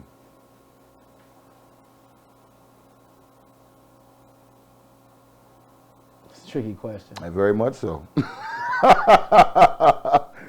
I'm gonna say no. Let me say why. I'm gonna say no. Some events are uncontrollable with crowds. Mm-hmm. I'm gonna say this. Super like, say I book Boston Richie. The bad women coming out, the hood niggas coming out, the niggas that star shit, the robbers coming out. Whatever you do, they probably coming out, right? I don't know that. I just gotta try to make sure I have enough security and the right security to handle what y'all do. Y'all handle majority of all the major events and the concerts. I have to make sure I have the people that know the faces, know who pull the shit, know who gonna probably try to rob a nigga or shoot a nigga when they get in an argument, know who can't come in with guns and drinks and all this shit, and hope we gotta manage it right. You know what I'm saying? So that's the only reason. I can't say I can blame the promoter for the crowd because I've had situations where we have shit. Unit does security. Mm-hmm. We had a situation where a motherfucker just came that was into a nigga and some shit and popped off. Mm-hmm. I didn't know the nigga was coming. I didn't personally invite him. Mm-hmm. They found out from the wind in the city. Yeah. You know what I'm saying? So sometimes you get times where it's such a big event where everybody want to come out and they end up running to somebody that they've been looking for. Mm-hmm. But if we got the right people in place, we probably can prevent what's next to happen. But that's what I'm saying. That come down a promoter that don't have enough security and the right security. Like, but y'all, we gonna go real. Y'all call every Saturday. Hey, how y'all think it's gonna be? We need to get extra. Y'all, we jumping ahead of it. Mm-hmm. Other security guards don't do that, and other promoters don't do that. They just deal with whatever's gonna be. And sometimes you get caught in a jam that way. Mm-hmm. You know what I'm saying? But we know what our stable crowd is. We know what we need. We know when it's gonna be an overnight, we need extras. Mm-hmm. That's why I think now I say hold a promoter accountable when they don't take those precautions. Mm-hmm. They just like, man, fuck it, we gonna roll what we got. Run it up, yeah. Nah, nigga, cause somebody get hurt. Venues do the same thing. Then they held Penny accountable. Yeah. They can't secure right now. This is the worst it's been because a nigga first, even the women of damn to blow you down. The first initial thing a motherfucker do when they get to it, I'm finna pop your ass. Yep. It ain't even no fight. I'm finna pop your ass. Yeah. So go get my gun. Yeah, man, like nah, man, handle security, bro. Handle security. It gets real security. Don't get little bro from off the block that doesn't even a few dollars. Little cut, your uncle, little crackhead that fix on the cars. But that's what they're doing. They cutting the costs, and that's what I'm saying. Like, and I had that right here, but we already discussed that. You know what I'm saying? It's like security is the hardest work and the most undervalued in nightlife right now. And and it ain't just, well, it could be a biased statement because that's the side that I'm on, but I'll make the statement because that's the side I'm on. You know what I'm saying? And when I asked you that question earlier about the DJ and the security pay and stuff, that comes from times over the course of years where we've watched venues pay particular DJs. It don't even have to be a somebody, but pay them a particular number, you know what I'm saying? But try to come to the security budget and say you're short XYZ amount of money. We've experienced that so many times, you know what I'm saying? And I feel like security, the proper security that you're speaking about isn't really valued right now because it costs. You know what I'm saying? I think whenever a party gets booked and it's on a particular budget, security is the first shit motherfuckers camp out on. But you got to figure it. We on the front line of your party arguing with niggas. We getting spit on. We got to fight. We getting shot at. We getting disrespected. We getting threatened. All for whatever undisclosed amount of money that's supposed to be the base pay. Now, this leads me to my next question. Security do too much. What does that mean? Because that's a general statement that's been viral in the nightlife. It's different. That's wide open, but for me, it would be some security guards have attitudes. You know what I'm saying? So, but it could be from the shit y'all already went through before the motherfucker got there. So, motherfucker might spit on you. You got an attitude, but once again, business is business. You gotta shake that shit off and get. I can't treat you. I can't hold you accountable for somebody else done to me. And I think that's where it come in. So if you having a rough day, some security guards take that shit off on the patrons, and then patrons be drunk already before they get there. So now it's a problem. You know what I'm saying? So the attitudes would be the first thing. Once again, everybody think they're a celebrity, so sometimes the searching and all that shit, the ID shit I know is a big thing because a lot of people don't carry IDs, and sometimes, you know, they have to pay for IDs. That's usually a problem.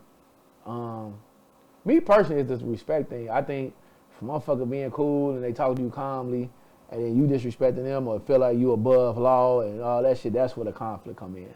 You know what I'm saying? But me personally, I've had conflicts, and I always, you know what I'm saying, try to pull it to say, hey, man, I'm such and such, and man, that's why this happened, that's why I feel like that, and try to move forward from it. But some people, you know, they belligerent, they drunk, they high, they ain't trying to hear that shit. But it's a hard job, man. Like I said, only for me, security just got to realize everybody ain't the same, everybody ain't on bullshit, and you can't hold everybody accountable for what the other person did. Absolutely. I think that happens, the shit go a long way. You know what I'm saying? But they say treat people how you want to be treated. Absolutely. You know what I'm saying? So that's how it be for me. Brick told me something a long time ago. Shout out Brick out west, man. And I say this all the time because I took this shit with me everywhere I go now for years now, bro. And he told me one day, he called me bigger than me. He said, bigger than me? You gotta learn how to be a player in the face of a player. That shit resonated, you know what I'm saying? And I took that shit with me, you know what I'm saying, going forward. You know what I'm saying? I just got my shit straight and got my licensing for my weapon and shit. So for all the years that you've seen me at these doors, you know what I'm saying, and in these shootouts and what have you, whatever, it's just been God and the people around me and me learning how to be a player in the face of a player, knowing how to talk, knowing how to de-escalate, knowing how to rationalize, knowing how to empathize, you know what I'm saying, knowing how to turn it on and off. It's been that skill that's gotten me, I won't say unscathed, but got me through. I'm here. You know what I'm saying? So I just wanted to get, you know what I'm saying, get you know what I'm saying, get your opinion on, you know, some of the areas that you think nightlife security as a whole can improve in, because the same way you said certain DJs are watering down the market, it's the same thing going on. Yeah, I get it, but you know what? Times change. Old faces become old, new faces become new. You know what I'm saying? New people are put into place, and then with that comes new regime. You know what I'm saying? It's new rules, but it's the same rules. And if we have somebody to enforce the old rules, it won't be a problem. The problem is with the money, because we taking less pay or whatever it is, that changes the You know what I'm saying? Who we can hire. Dynamics and everything, yeah. It's saying who we can hire, what we can afford. And of course, what business. I'm the boss. I need to make more than everybody, probably. You know what I'm saying? Not saying that's what people do, but I know some situations that's what happens. It happens. You know what I'm saying? So, man, if I could give him 100, but he want 200, I'm going to give him 100. I can make an extra 100. I know that's how this shit go. You know what I'm saying? But that's important, man. Security important, bro. Just like the DJ important. You got to be safe, and you got to have good music, man. So crowd control. Together is crowd control. For real. And that goes to what I was saying about music and spirits. When you close a party out, do you slow the music down or do you let them out on that high note? I slow it down. What does that do? I'm slowing down for a reason, though. What's the reason? My reason, I want to get some coochie. I'll play if we can. And I'm saying this because I've had times where I didn't play hip-hop until we left. You know what I'm saying? So for me, now, and realistically, when you having that type of event and then you slow it down, it does change the mood. Yeah. You know what I'm saying? But for me, I'm really trying to set the mood. Like, man, all right, go home, get lucky. Get lucky, have your good time. Don't leave out of here thinking about nothing but, you know what I'm saying, being a companion. Same, though. You're still controlling the crowd. You're still controlling it. You're still controlling energy, spirit, universe is all the same thing. Yeah, you know what I'm saying? Because if the last song you play after they've been turned up off drugs and liquor all night, and you let them out on, hold up, wait a minute, y'all thought I was with it. When they get outside with us. But you got the people that's gonna be like that no matter what you play. That's true. We'd rather have 2 or 3 than 300. But again, like I said, we putting shit in a factor that drunk and high people. Is a sober person doing it? No. So it's other keys in it. But when you're intoxicated, that spirit, that energy is easy to control. So when you up there behind that DJ booth, you're a maestro. Everybody in that place is moving to the frequency that you putting out. Case in point, if you got them grooving, you play the wrong song, you'll watch the whole party stop. Motherfuckers will walk out all kind of shit. You know what I'm saying? I do that shit on purpose sometimes. To get a particular element out? It's a science? It's an IQ? Yeah. What you just say, you got to change everything. Absolutely. If I see it getting too bogus, I'll do that shit on purpose. And most DJs don't have that IQ. They think just a turn party is an accolade for them. I got this bitch turned. It's just trap music, 24/7. So you gotta realize it's impossible to keep a party here all day. You know what I'm saying? Especially now, because certain DJs making a name or play certain music before it's for time to, like this Saturday. It was so turned up before I got there, I had to go a whole nother route. You know what I'm saying? Which was fine, you know what I'm saying? You read a party when you come in before you hit the... Got to. Yeah. But sometimes I can't. Sometimes I get that right when I just got to jump into it. But if I could tell by the first... As soon as I'm walking in, I could tell by how the type of night it's going to be as I'm hearing what's playing. You can look, if I walk downstairs and motherfucker down there, y'all down there like, get the fuck off the bar. I know what's happening. Yeah. You know what I'm saying? I know a motherfucker then already went in, they set the tone, and then I'm finna change it because I don't want it. 5 hours of this, by the time, it's not gonna last. It don't last. You high and drunk, you still gotta go to the bathroom, you gotta get another bottle, gotta get another drink. So you ain't going to the bar like, yeah, jumping on shit. No, you gonna walk over there. You get the motherfucker that's bouncing through the club, and naturally, that ain't what's happening. Yeah. You know what I'm saying? So it's impossible to have 5 hours of this. You're gonna have, and that's how it's supposed to be. Absolutely. And that's how you really want it. Yeah. Because you can control it more. Yeah. It's really hard to control a motherfucker when they there. Yeah, it is. You know what I'm saying? But a motherfucker like this, you catch them at the right moment, they can go down the hill. They can just walk their ass out the door. We have been sitting down talking to who I like to call one of the most influential names in the city. And I'll dare to go as far as one of the most influential names of his time, of his generation. It's been a pleasure to sit down and talk to my brother DJ Amaris, finally. Thank you. You know what I'm saying? Shout out to OG, shout out to Barty, shout out to JoJo. What's up? This episode, who sponsored this episode, man? This episode was brought to you by Stoli Brand Vodka. Make sure you go to your bar and ask the bartender to get you a Blue Heat made with blueberry roses, lemonade, and Stoli Brand Vodka. This is the podcast Heat Check. This is DJ Amaris. I'm your boy Prophet, and we out. I'm throwing that money, she bouncing that ass. I like when it's going like that. I like that. Heard them little nigga was plotting to rob me, just know it ain't going like that. I draw off the lock, got them calling my phone, like, why you do foreign like that? Your shorty just offered me pussy for money, I ain't know she was horn like that. I had that white in the heart of the summer, you ain't know it was snowing like that. My shorty be having them glizzies and switches, you ain't know we was blowing like that. I blew it.